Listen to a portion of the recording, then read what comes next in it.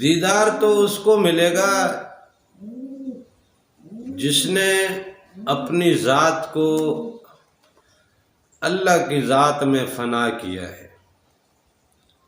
اللہ کی راہ میں فنا کیا، اللہ کے عشق میں فنا کیا۔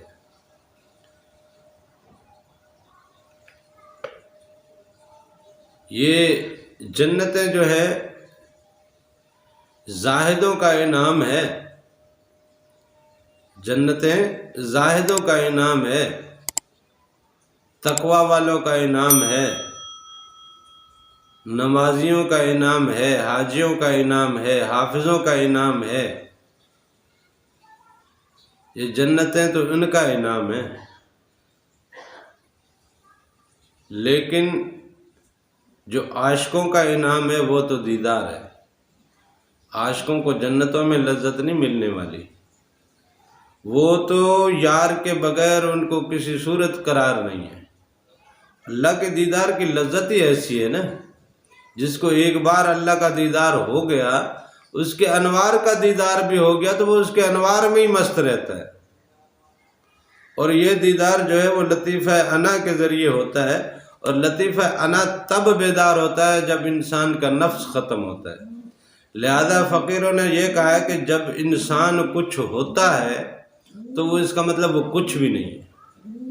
اگر وہ کہتا ہے میں عالم ہوں، اپنے آپ کو عالم سمجھ لیا تو مطلب یہ کچھ بھی نہیں ہے۔ اپنے آپ کو زاہد سمجھ لیا تو اس کا مطلب کچھ بھی نہیں ہے۔ اپنے آپ کو متقی سمجھ لیا یعنی وہ کچھ ہے نا۔ اگر یہ کچھ ہے تو مطلب اب یہ کچھ بھی نہیں ہے، یہ کچھ بھی نہیں ہے۔ یہی اپنے تقوی کا، متقی ہونے کا، عبادت گزار کا، عابد اور زاہد ہونے کا اقراری تھا نا، اور اسی چیز کا گھمنڈ تھا نا۔ اسی چیز کو ہی تو وہ کہہ رہا تھا کہ میں نے اتنا کچھ کیا ہے۔ ابلیس نے سجدے تو کیے نا، اور وہ اللہ کے سجدوں کے علاوہ کسی اور کے سجدے کا تصور نہیں کر سکتا تھا، اس لیے اس نے پھر آدم کو بھی سجدہ نہیں کیا۔ وہ تو اللہ کے سجدے میں ایسا مست تھا، لیکن اس کو اپنے سجدوں پہ غرور تھا نا۔ اس نے سمجھا میں سجدوں والا ہوں، میں بندگی والا ہوں، میں عبادت والا ہوں، میں تقوی والا ہوں۔ یہ سب کچھ اس نے محسوس کیا، اس نے اپنے آپ میں دیکھا۔ ان چیزوں کو جب دیکھا، اپنے آپ کو کچھ سمجھا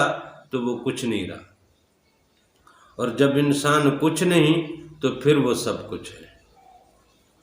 جب انسان اپنے آپ کو فنا کر دیتا ہے، اپنے علم کو کہتا ہے کہ یہ میرا علم نہیں، یہ رب کا علم ہے، میں کچھ بھی نہیں ہوں۔ اپنے حسن کو کہتا ہے یہ میرا حسن نہیں ہے، یہ رب کا حسن ہے، میں کچھ بھی نہیں ہوں۔ اپنی طاقت کو یہی کہتا ہے کہ یہ میرے رب کی طاقت ہے، میری کوئی طاقت نہیں ہے۔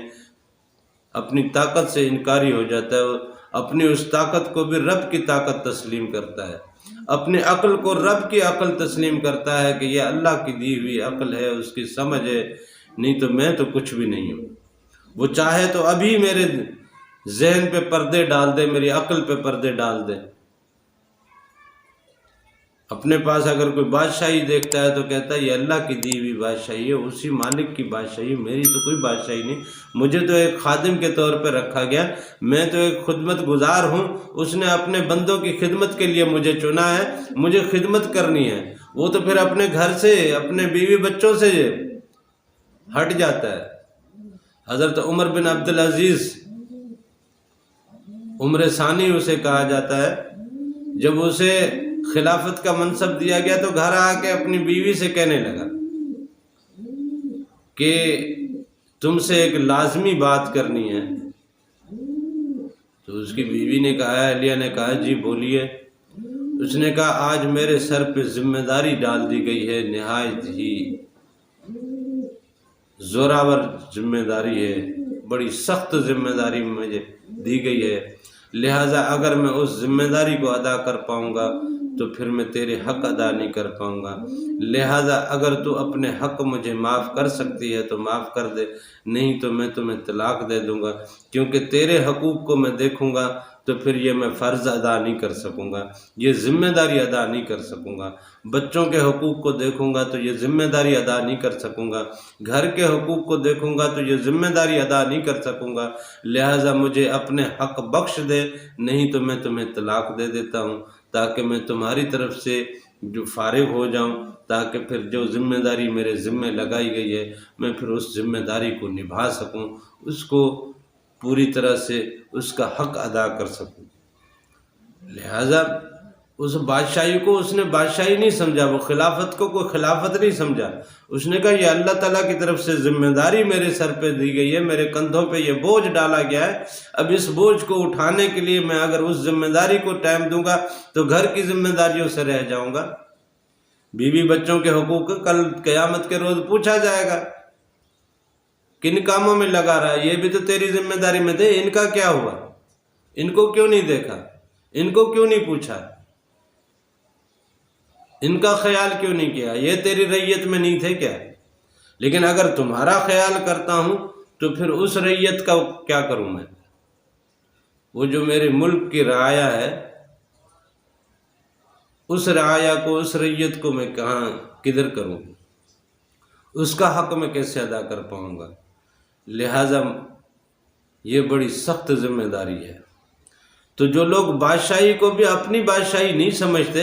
وہ اللہ تعالیٰ کی طرف سے دی ہوئی ایک خدمت اور ایک ذمہ داری سمجھتے ہیں، کہتے ہیں کہ مالک یہ سب کچھ تیرا ہے، میرا کچھ بھی نہیں ہے، میں تو کچھ بھی نہیں ہوں، میں کچھ کر بھی نہیں سکتا ہوں، میری نہ تو کہ اتنی اوقات ہے، نہ میری اتنی حیثیت ہے، نہ میری اتنی طاقت ہے، نہ میری اتنی قوت ہے،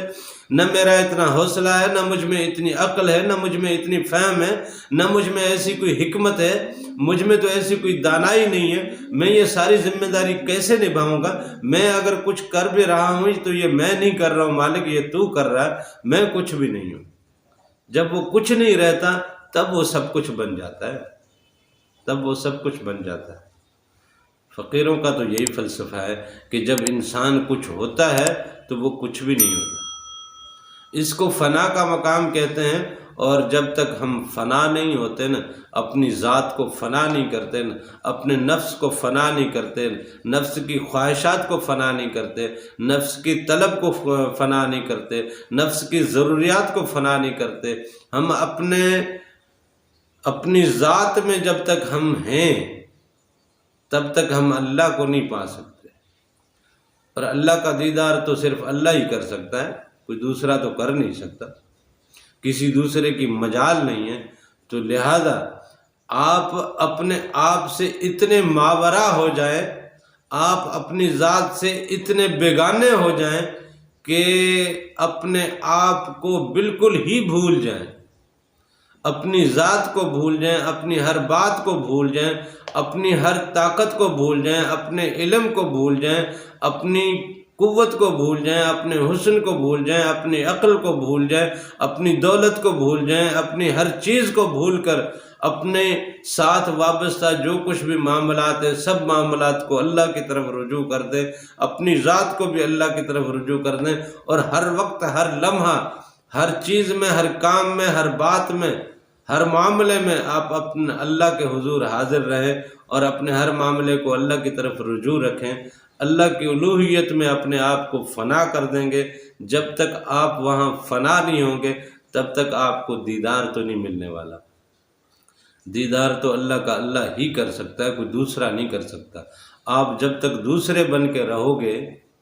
تب تک تو دیدار نہیں کرو گے۔ آپ اس دورنگی سے باہر نکلے، یک رنگی میں، اللہ کے رنگ میں رنگ جائیں، یک رنگی میں آپ یک رنگ ہو جائیں، تب اس رنگ میں پھر اللہ کا رنگ ملتا ہے، اللہ کا دیدار ملتا ہے۔